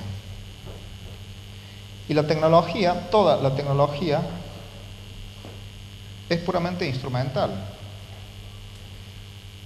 Yo con este bolígrafo le puedo escribir una carta a la concejala, ¿no? Entonces, boli bueno, ¿verdad? Facilita la relación del ciudadano con el poder, etc. Boli bueno. Pero es que este mismo bolígrafo me permite vaciarle un ojo a la concejala. Boli malo. No, esto es puramente instrumental. Todo depende del modo en que lo utilicemos. Entonces, no es que peligrosa tecnología que estáis poniendo en los pupitres de nuestros hijos. Oye, no. Es como los educamos. ¿Para hacer qué cosa? Con unas tecnologías que son poderosísimas, ¿no? Como un boli nuclear, ¿no? Este es Mark Zuckerberg, el fundador de Facebook, sentado en el aula 6 de la Facultad de Comunicación en nuestra universidad. Y dijo esto de su propia red. Facebook nació con el objetivo de dar a la gente el poder para compartir y para hacer del mundo un lugar más abierto y conectado. No creo que nadie razonablemente se pueda oponer a esto. Por supuesto que Facebook puede ser apropiado por maleantes, por delincuentes, por exhibicionistas y por todo ese tipo de gente. Pero es una herramienta que tiene el potencial, si lo usamos correctamente, de hacer esto, de facilitarnos compartir contenidos con la gente que nos importa. Entonces, primera regla, o primer consejo, o primera pauta. Evitar el catastrofismo, evitar el discurso apocalíptico sobre la tecnología, controlarlo. Tendemos a eso, porque nuestra cultura libresca nos lleva a decir esto no se parece a nuestra universidad, no se parece a nuestros libros, no se parece a una biblioteca, etc. La segunda es bastante aristotélica en el fondo, ¿no? Para saber lo que hay que hacer lo que se quiere saber. Profe, ¿cómo debería usar las tecnologías en el aula? ¿Cómo deberíamos utilizar las redes sociales en casa? Para saber lo que hay que hacer lo que se quiere saber. Es decir, la forma de aprender esto y de cambiar tu cultura es ponerte con tus hijos, ponerte con tus alumnos y conocer las redes sociales. Desde dentro, abrirte un perfil, empezar a interactuar, abrir un blog, abrir una cuenta de Twitter.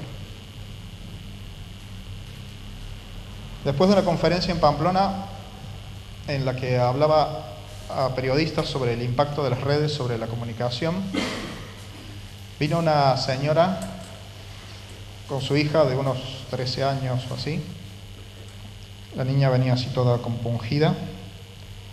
Y la señora me preguntó, profesor, ¿usted qué opina de esto de las redes sociales? Y yo le miro a la niña, me ha quitado el 20, decía, ¿no? Claro, ya la pobre señora no sé por qué vino justamente a preguntarme a mí, pero yo le dije a la niña, ¿tú vas a comprar el pan? Sí, me dice. ¿Y vas sola? Sí. ¿Tienes que cruzar las calles? Sí. Y le digo a su madre, ¿y tú no tienes miedo que le atropelle un coche y la mate? ¿Por qué no tienes miedo? Bueno, porque durante muchos años la llevaste de la mano, le enseñaste a cruzar por el paso de cebra, le enseñaste a mirar a la derecha y a la izquierda, a mirar de nuevo y escuchar, a no aceptar caramelos ni golosinas de desconocidos, le contaste el cuento de Caperucita Roja, ¿verdad? Es decir, proyectaste sobre ella sentido común y prudencia para moverse en un entorno que es muy agresivo el de una ciudad. Y mira que hay chalados al volante, y chalados en bicis, y chalados en moto, y chalados a pie. Pero van todos los días a comprar el pan. Y estamos con una tranquilidad espectacular. Entonces lo que digo es, tenemos que aplicar nuestro sentido común como padres y como profesores para trasladar esos elementos de lo que significa moverse con seguridad por el mundo físico al mundo virtual. Cuidado a quién decides aceptar como amigos. Cuidado a quién le cuentas qué cosas de tu intimidad. A quién le muestras qué fotografías. No vas distribuyendo por la calle fotografías en bikini. Y no es nada malo, estabas tomando el sol. Pero a quienes las compartes no es a cualquier persona que te cruzas por allí. Entonces, aplicar sentido común y prudencia. No hace falta que seas Billy Gates ni que seas un programador de la NASA para que puedas orientar a tus alumnos y para que puedas orientar a tus hijos acerca del modo de comportarse en un espacio, el virtual, que proyecta todo lo bueno, pero también todo lo malo que tenemos en los espacios físicos. Todo lo bueno y todo lo malo. Tal, profesor, es que Internet está lleno de pornografía. ¿Serán las páginas que ve usted, señora? Es que en Internet no se sabe si estás hablando con un tío o con una tía. Bueno, en algunas discotecas tampoco.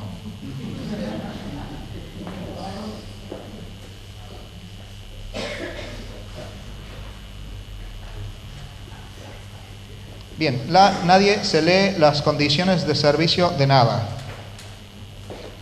La gente se mete en un servicio online que dice, acepta estas condiciones, y decimos sí y seguimos adelante. Entonces, una cosa que tenemos que hacer los padres y que tenemos que hacer los profesores es leer con ellos las condiciones de servicio de los sitios que están utilizando. Por ejemplo,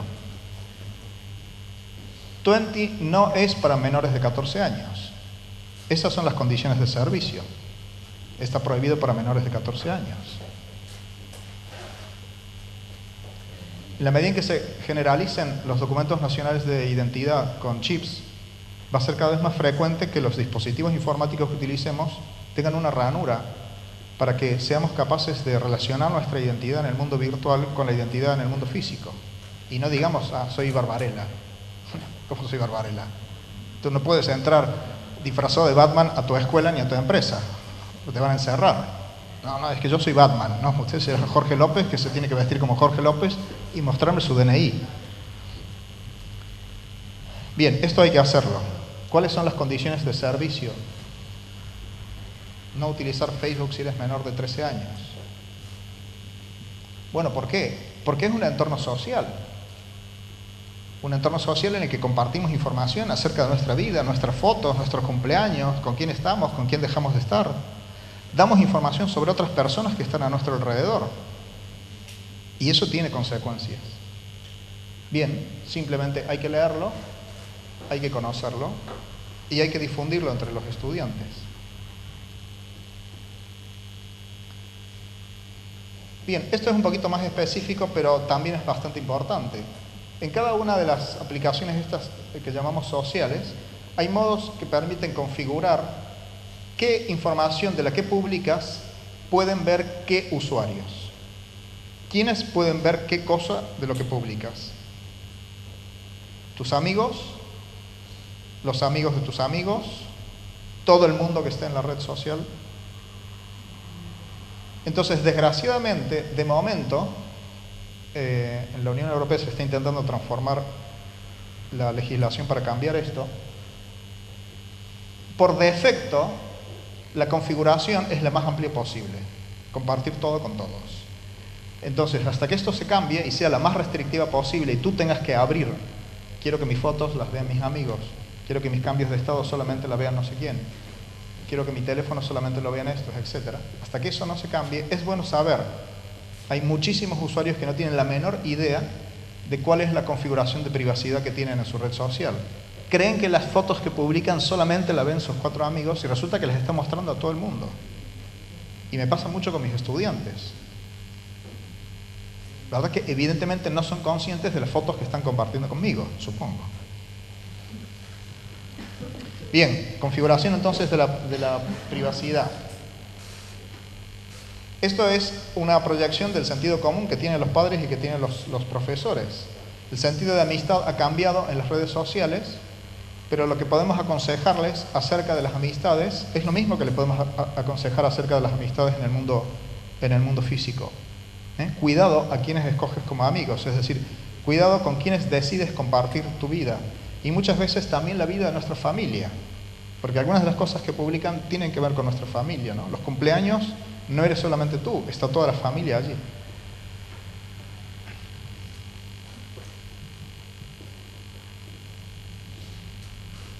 Bien, aquí tenemos otra cosa de sentido común con la tecnología. Oye, fijaros, menuda imprudencia, ¿verdad? Aquí hay unos enchufes donde un niño podría meter un boli y quedarse pegado. Y estamos aquí alegremente en la sala, ¿no? ¿Por qué? De nuevo, porque hemos enseñado a evitar conductas de riesgo. No metas los tenedores ni los cubiertos en las tomas de luz. Mira que es peligroso eso, ¿eh? Bueno, lo mismo, mantener conversaciones de índole sexual, publicar fotografías de nuestra intimidad, revelar datos de contacto, teléfonos, dirección física, etcétera, a desconocidos, encontrarnos en el mundo físico con gente a la que solamente conocen los adolescentes en el mundo virtual, todas esas son conductas de riesgo. Pero el problema, insisto, no es de la red, sino de la falta de prudencia de los usuarios, de sus padres y de sus maestros.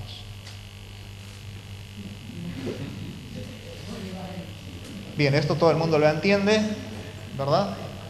Entonces, mientras ellos se forman un criterio, esto hay que ayudar a educarlo. Antes de Internet, en el mundo de la televisión, hacías una encuesta y toda la gente veía documentales de la 2. Bueno, de acuerdo, supongamos que así fuera. Si un niño, este niño, estuviera viendo 10 horas diarias de documentales de la 2, tendría un problema serio. Ay, pero qué mala es la 2, estar emitiendo tanto documental. No, señora, qué tonta es usted, que no es capaz de educar a su hijo. No puede estar 10 horas viendo televisión, ahí hay un problema. Pero no es de televisión española, ni de los documentales, sino de la forma en que lo utilizamos. Hasta que ellos se formen un criterio, uno de los aspectos en los que podemos ayudar, no de una manera tan bestia como este padre, es ayudarles a regular el tiempo de conexión. Esto hay que administrarlo en cada escuela, en cada familia, en cada casa.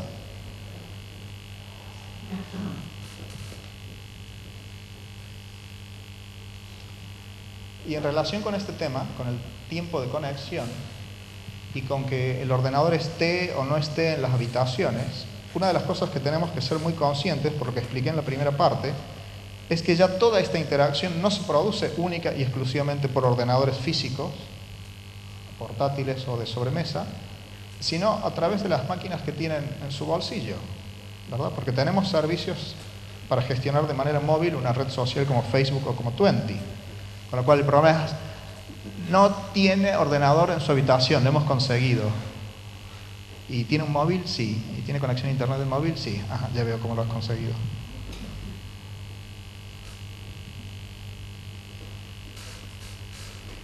Bien, cuando les decía, hay que hacer lo que se quiere saber, hay que aprender junto a ellos. Es más, hay que permitir que ellos nos enseñen. De la misma forma que ellos nos han ayudado a programar la agenda de nuestro móvil, ¿verdad? De la misma forma que ellos nos han ayudado a programar la hora en el vídeo. Todavía entrabas a algunas casas y estaba el vídeo todo el tiempo titilando, la gente no sabía que eso se podía programar para que apareciera la hora. El 90% de los usuarios de vídeo nunca aprendieron a programarlo para grabar. Solamente reproducían un vídeo que alquilaban, y si eran más o menos educados, luego lo rebobinaban. Pero nunca aprendieron a grabar con el vídeo. Bien, entonces digo, aprender junto a nuestros alumnos. ¿Cómo le voy a enseñar yo algo a mis alumnos de redes sociales si no sé nada de esto? Aprende con ellos. Vamos a abrir ahora una cuenta para la clase. Yo es la forma en que trabajo. Aprendo con mis alumnos. Se supone que son los super expertos, los nativos digitales. Aprendo con ellos. Y finalmente, esto es bastante popular en Estados Unidos, tanto en las familias como en las instituciones educativas y en las bibliotecas públicas. Se define un catálogo, un acuerdo. ¿Cómo vamos a usar Internet en casa? ¿Cómo vamos a utilizar Internet en la escuela o en esta biblioteca pública? Se define un acuerdo. No vamos a estar más de tantas horas conectados, no vamos a hacer esto, vamos a hacer aquello otro. Cuando encontremos determinado tipo de contenidos, vamos a avisar a papá, a mamá o al maestro, y sin que eso suponga que nos van a cortar la conexión a Internet, confianza, etc. Muy bien, con esto termino. El mensaje final es, a los que no estén en las redes sociales en línea, estamos todos en redes sociales. Ahora de lo que se trata es estar en redes sociales en línea. A las que no estén, les animo a comenzar. De la mano de vuestros alumnos, de la mano de vuestros hijos, de la mano de algún amigo o compañero de trabajo. Empezar con una cosa. Ay, porque el profe ha dicho que hay que estar en Flickr, en YouTube, Twitter, Blog, Twenty, Facebook, LinkedIn. Empieza con una cosa. Trata de controlarla bien, de aprenderla a fondo. Y luego pasa a la siguiente. Utiliza una herramienta que tenga sentido para ti desde el punto de vista profesional. Necesitas comunicar cosas que sabes, necesitas publicar tus fotografías como artista, necesitas localizar a gente como tú para ver cómo trabaja en otros sitios. Entonces, animarse y comenzar, por lo menos con una herramienta. Y pidan ayuda a los alumnos, pidan ayuda a los hijos, pidan ayuda a los amigos. La única forma de aprender esto no es por ósmosis, ni leyendo un librito de estos de tapa amarilla que pone Internet para tontos o algo por el estilo. La única forma de aprender es haciéndolo. Ábrete una cuenta y comienza. Porque va a ser la única forma de que tu cultura comience a cambiar.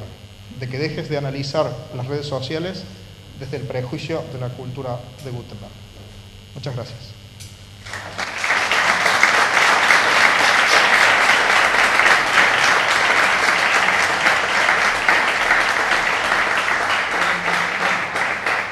Que corremos cierto riesgo, sobre todo a la hora de recibir, que tú has hecho antes también una mención, no solamente los correos y los SMS, que algunas veces de verdad, a mí es que me cuesta muchísimo trabajo llegar a leerlo, porque ya no es la X por el por, sino son frases, o me quiero enterar de que son frases tan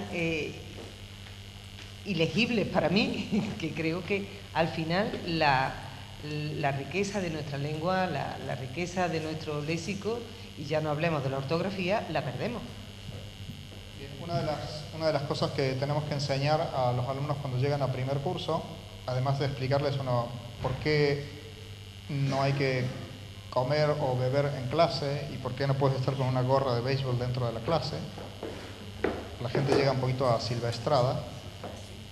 Una de las cosas que hay que explicar es por qué no podemos escribir un examen en lenguaje SMS. Si de hecho están acostumbrados, para ahorrar tiempo, para funcionar con mayor velocidad y para ahorrar dinero, a escribir utilizando ese código, ¿verdad? Comprimiendo palabras hasta un punto que es absolutamente ilegible.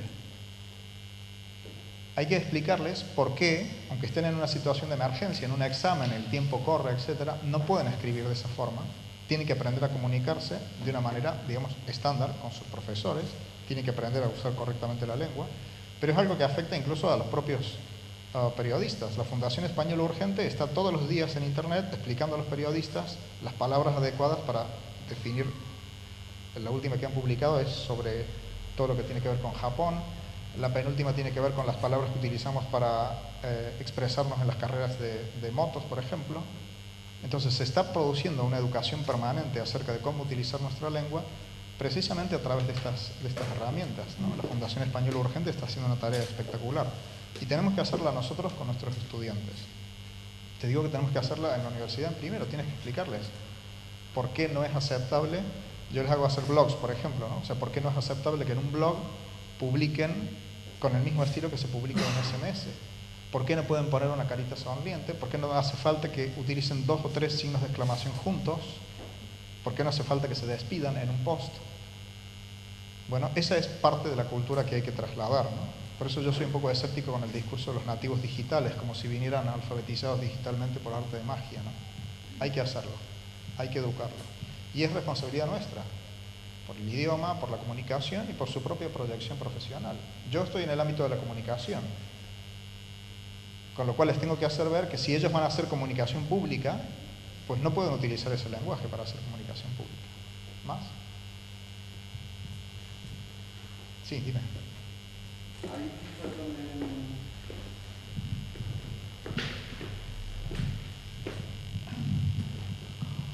Hola, me llamo José Carlos Percho. Hay también una discusión en Internet precisamente acerca del establecimiento de relaciones, sobre todo en redes sociales, donde, bueno, hay una postura que yo creo que, personalmente creo que es muy razonable, y es que las redes sociales es un instrumento fabuloso para reforzar tus relaciones sociales ya establecidas en el mundo real. O sea, y no para partiendo de cero establecer relaciones humanas por estos medios. Sobre todo porque, bueno, pues a lo mejor algún día de estos pues los DNIs o los certificados digitales se estandarizan el uso, pero actualmente es cierto que no puedes fiarte absolutamente de nadie, ni en redes profesionales, ni en redes lúdicas, ni en ningún tipo de foros de este tipo. Entonces, no sé cuál es su opinión sobre esto. De hecho, una parte importante de la experiencia y del uso de los llamados nativos digitales sobre estas redes es que precisamente los utilizan para mantener comunicación con el grupo de gente con el que están todo el día en el colegio, ¿no? Es decir, proyectan el ámbito del colegio, de su grupo de amigos, sobre esa red social y están todo el tiempo comunicándose con la gente con la que han pasado la mañana.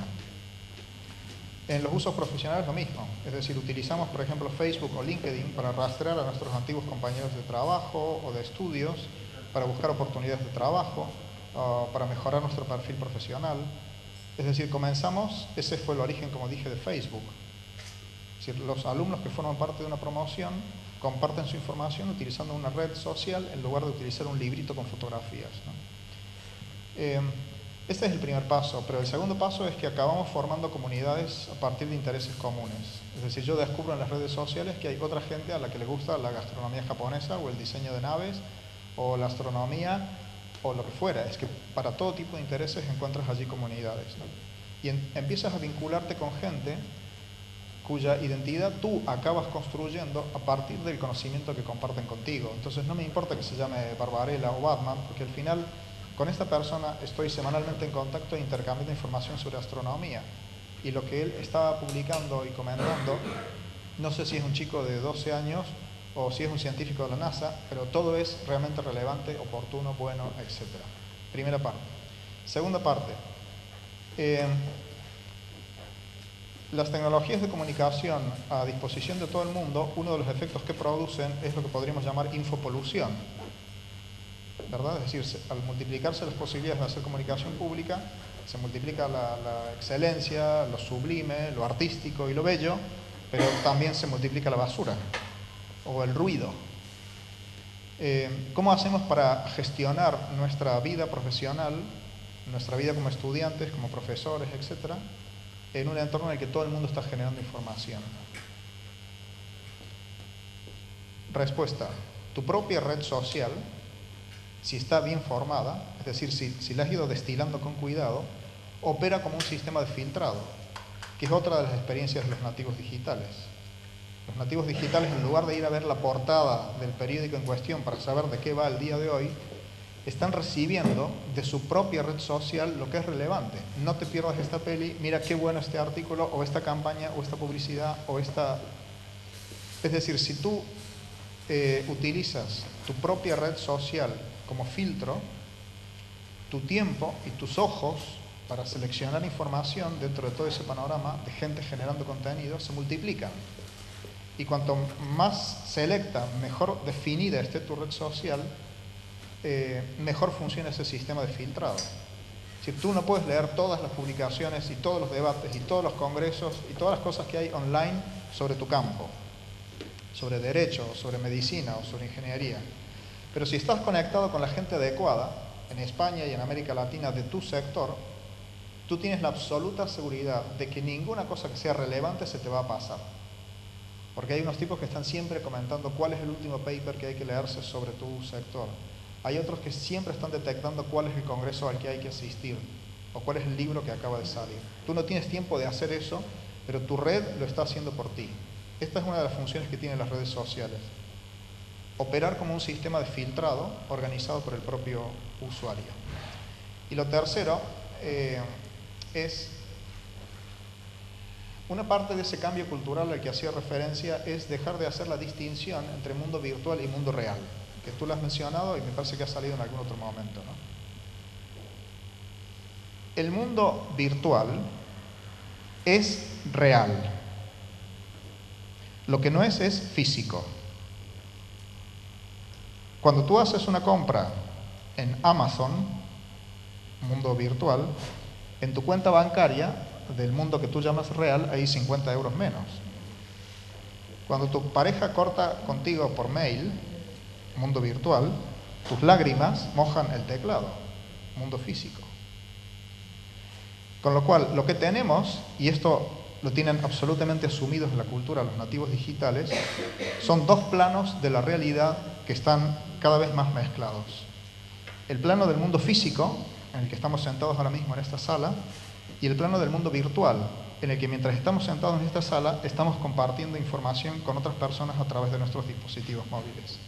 No es que eso no sea real, eso es tan real como estar sentado aquí, solamente que tiene esa dimensión, digamos así, virtual, ¿no? Es decir, estás en contacto con gente que no está físicamente en esta sala, pero estás en contacto. A veces en más contacto que el que tienes con la gente que está alrededor. Entonces, ellos experimentan el mundo virtual de modo casi indisociado de su experiencia del mundo físico. Están en una plaza, hablando entre ellos, en el parque o lo que fuera, y están compartiendo con la gente que no está en ese momento en el grupo, están compartiendo lo que están haciendo, están organizándose y dialogando con la gente que está lejos. Con lo cual, mundo físico y mundo virtual son los dos planos interconectados de la experiencia del mundo real. Y esto es importante tenerlo en claro, porque no es que te pases la vida en el mundo virtual, vuelve al mundo real, no. Ese mundo, en algunas ocasiones, es incluso más real que el mundo físico. ¿Más? Sí. Una relación, cuando yo no cuando yo estudiaba en la universidad, hablábamos de los más media, Sí. cómo influía la opinión de la sociedad, que si los jóvenes pocos, que si los qué, los más media, que si la radio, que si la televisión. Sí. Seguro que acabas de explicar, y todo esto nos hace ser más independientes. Y por otro lado, si las redes sociales, la tecnología de la información así, estaría dentro de los más media, ¿no? En otro concepto, yo ya...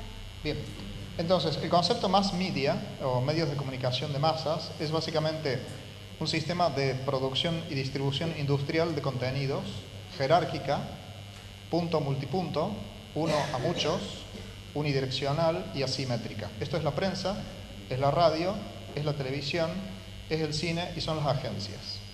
Desde un centro, la redacción, el estudio o el canal, desde un punto central, se produce y se decide desde el centro qué es lo que se difunde a la ciudad, al país, etc. El periódico que les voy a distribuir, la señal de radio con la que voy a inundar la ciudad o la señal de televisión. Ese es el concepto de mass media. Lo que ellos definen como agenda es lo que nos llevará a conversar al día siguiente en la oficina. La portada del periódico, el telediario de la noche, la película de las 10 de la noche. El entorno en el que estamos ahora es un entorno no de medios de masas, sino de medios que llamamos sociales o comunitarios, que funcionan por pequeños grupos. Entonces, se produce emisión, pero no hay propiamente distribución como antes, sino lo que hay es acceso. Es decir, yo publico una fotografía, no la tengo que distribuir físicamente, esa fotografía va a ser accedida, lo mismo que se publica un vídeo, ha sido visionado 10.000 o 15.000 veces. No es que yo lo haya emitido, sino al revés, la gente ha tenido que escogerlo y venir a verlo. La intermediación que antes hacían los periodistas, se llamaba gatekeepers, ¿no? Quienes determinaban lo que se publicaba y lo que iba a la papelera, ahora está producida de manera social. Y en vez de agenda setting, que habrás estudiado en la facultad, ahora lo que tenemos son trending topics, ¿no? Es decir, de qué se está hablando en las redes sociales. No qué dicen los periodistas que es importante, sino de qué está hablando la gente en las redes sociales. Y luego hay lo que podríamos llamar la prescripción social. Es decir, antes tú, cuando tenías que decidir un restaurante para ir a cenar, o una película para ir a ver al cine, o un vídeo para alquilar, recurrías a la opinión autorizada del crítico. Entonces el crítico cinematográfico del periódico en cuestión recomendaba esta película de los estrenos de la semana, el crítico gastronómico destacaba las excelencias de este restaurante, el crítico de televisión el programa, el de libros, etc. Ahora lo que tenemos es un sistema que llamamos de recomendación social, que es bien interesante cómo está operando en los jóvenes.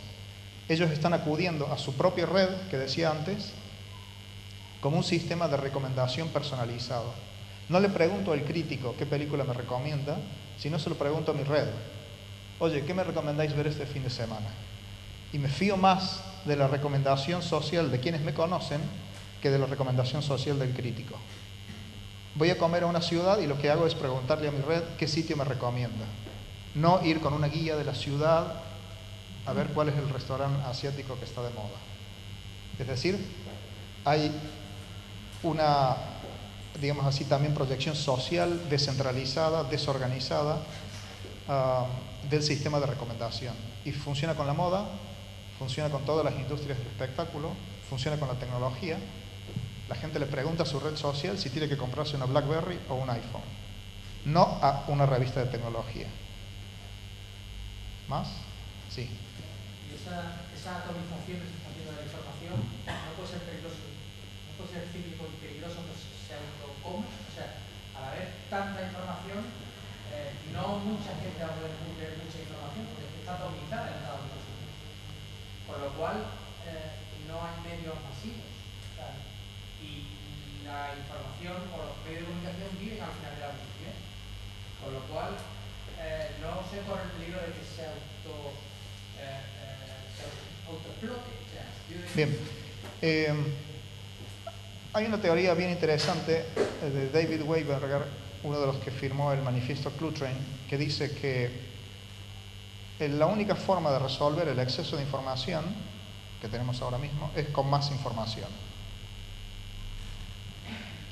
Y esto es bien interesante porque tú dices, lo que llamamos Web 3.0, la siguiente, ¿no? O web semántica, es en definitiva un modelo de web en el cual los usuarios que estamos generando tanto ruido con los contenidos que publicamos, es decir, tanta información, añadamos valor semántico a la información que publicamos.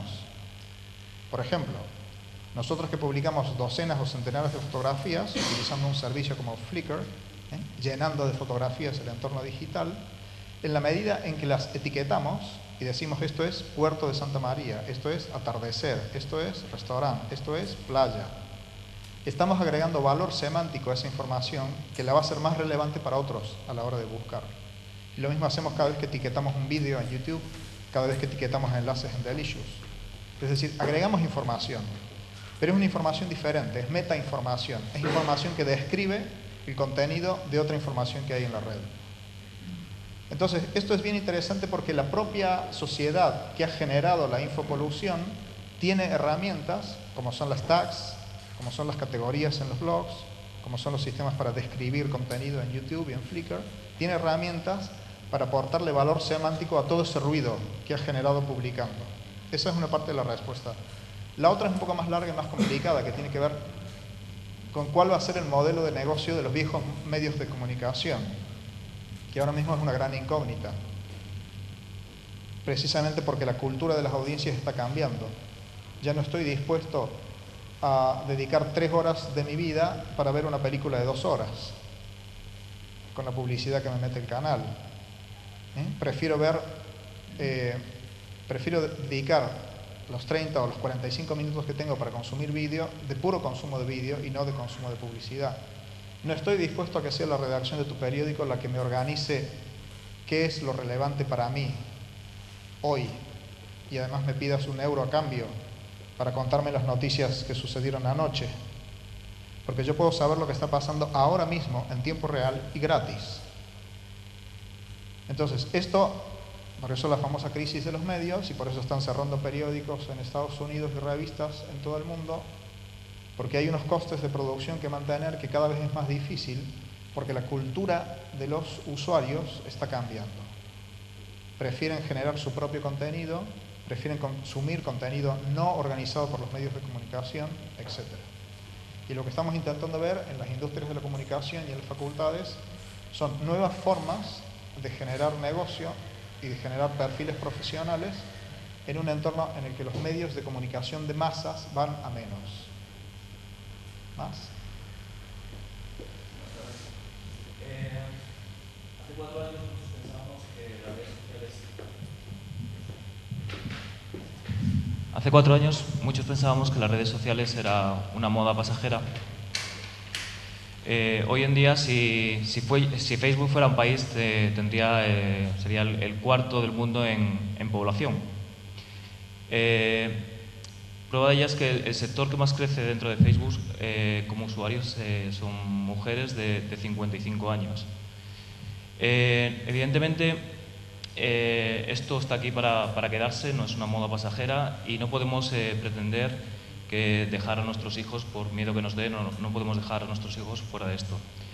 Estoy de acuerdo con que el mejor modo para educarlos es sentarnos con ellos y verlo, pero como educador me gustaría saber su opinión sobre programas de control parental que restringen el acceso a determinadas horas. ¿Piensa que son útiles estos programas o que por el contrario estamos recortando su libertad?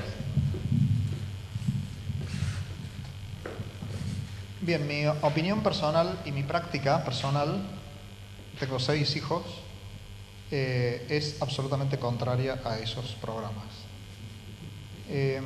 Si tú aplicas controles, digamos, basados en tecnología o filtros basados en tecnología, que finalmente son filtros basados en palabras. Sobre la navegación de tus hijos, lo que va a empezar a ocurrir, sorpresivamente, es que tus hijos van a comenzar a estudiar en la casa de sus compañeros, donde tienen acceso a Internet sin ese control. Con lo cual, tu misión como padre, en el fondo, no se cumple. Porque lo que tengo que hacer es enseñarles a navegar por este océano tormentoso en el que hay todos estos peligros y todos estos riesgos, no sustituir su criterio con el mío o con el de un algoritmo, que a veces es patético lo que filtran esos algoritmos, sino enseñarle que construya su propio criterio, ayudarle cuando se equivoca y que tenga la confianza de decirme, oye papá, mira las fotos que han aparecido en este sitio para que tú puedas denunciarlo a la Guardia Civil o a donde sea, ¿no? Pero soy absolutamente contrario a esto. Prefiero darles confianza, no te estoy vigilando, no te estoy controlando, no estoy monitorizando a posteriori tampoco lo que has hecho, me fío de ti. Me paso de vez en cuando para ver qué estás haciendo, tal, te puedo ayudar, no sé qué. Pero de lo contrario, en cuanto está ese filtro instalado, es que es lógico. Les pasa también a los padres que no tienen ordenador en casa. Es que no se sabe por qué, los hijos están todas las tardes estudiando en casa de sus amigos. Ese es mi criterio, tanto desde el punto de vista teórico como desde el punto de vista práctico. ¿Más?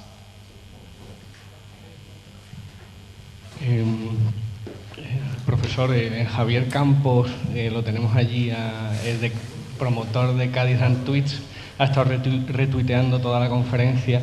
Gracias, Javier. Tengo una doble pregunta relacionada, ¿no? Me llama mucho la atención el calificativo de nativo digital. Cuando miro a mi padre, que nada más que es capaz de tener 2 ventanas de Windows abiertas, la tercera ya empieza a agobiarse. Yo creo que puedo tener hasta 10 sin perder los nervios. Miro a mis sobrinos, a mi hijo todavía no porque es muy chico, pero miro a mi sobrino y mi sobrino no es que tenga ventanas, es que tiene ordenador, móvil, consola, la televisión puesta, una radio, bueno, o sea, tiene muchos canales a la vez. ¿Cómo se hace ese nativo digital? Y enlazo con la segunda pregunta. ¿Dónde termina esto? ¿Dónde vamos? La segunda es más fácil, no sé. La primera, bueno, yo soy bastante crítico con la mitología de los nativos digitales, ¿no? Hay elementos que son razonables, pero hay muchos elementos que no lo son, ¿no? Es decir, yo soy crítico con el hecho de que aceptemos alegremente que por la fecha en la que haya nacido una persona, tiene automáticamente una alfabetización ligada a la tecnología impuesta en ese momento. Todos nosotros hemos nacido, somos nativos gutenbergianos, ¿no? Es decir, nacimos cuando la tecnología de la imprenta estaba implantada. Eso no nos convirtió en alfabetizados gutenbergianos. Tuvimos que ir a la escuela y aprender a leer y aprender a escribir. Tuvimos libros para hacerlo y fue más eficaz. Entonces, ahora tenemos la extraña mitología de pensar que una persona, por el hecho de haber nacido después de mediados de los 90, cuando estaba implantada la web, está alfabetizado digitalmente. Y resulta que no. Lo único que tiene es una cuenta de Twenty. Tenemos que enseñarle a leer y escribir utilizando enlaces de hipertexto. Esto es la alfabetización digital. Es decir, tenemos que enseñarle a apropiarse de una tecnología con la que tiene una disposición natural por la cultura en la que nació. Es decir, había tecnología en su casa cuando él estaba gateando por el suelo. Entonces tiene una predisposición a utilizarla, aunque no sepa muy bien todavía para qué. Eso lo tengo que aprovechar. Pero su fecha de nacimiento no le otorga una capacidad de alfabeto digital, de alfabetizado digital espontánea o automática. No. Lo único que le hace es tener menos barreras de las que tenemos los demás. Y le resulta más fácil comenzar a programar un móvil porque no le tiene tanto miedo como le tiene su padre o su madre. Pero no porque tenga una especie de conocimiento inducido, más o menos místico. Bien, ¿a dónde vamos?